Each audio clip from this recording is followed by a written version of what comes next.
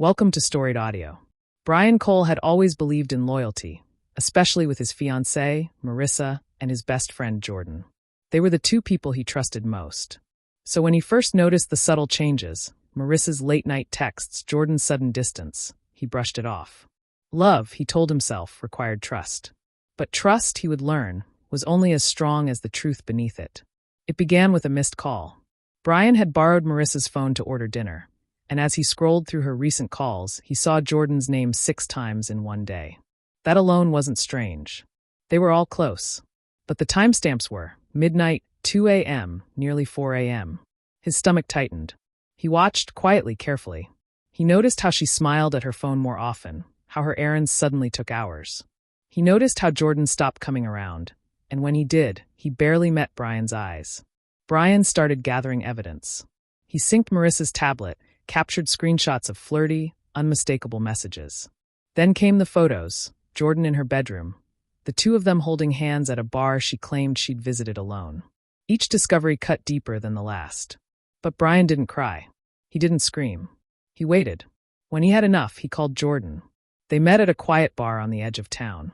After a few minutes of small talk, Brian leaned in. "How long have you been sleeping with Marissa?" Jordan froze. Brian laid out the evidence, the texts, the photos, the timestamps. Jordan's guilt collapsed into panic. "It wasn't supposed to happen," he muttered. "She was lonely and I." Brian didn't let him finish. His fist connected with Jordan's jaw, sending him crashing into the booth. The bar fell silent.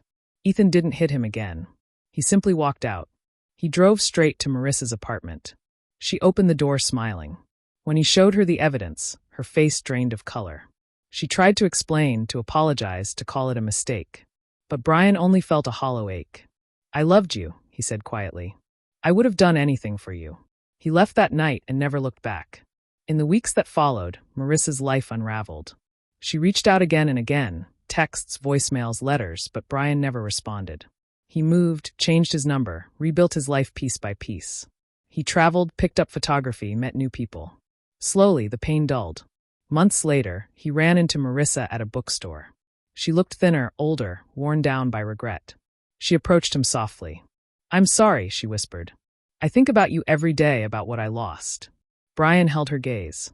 "You didn't just lose me," he said. "You lost who you were with me." She nodded, tears gathering. They stood there for a moment. Two people who once planned a future, now strangers connected only by a painful memory. Brian turned to leave. "Take care of yourself," he said. And he meant it. Subscribe for more audio stories.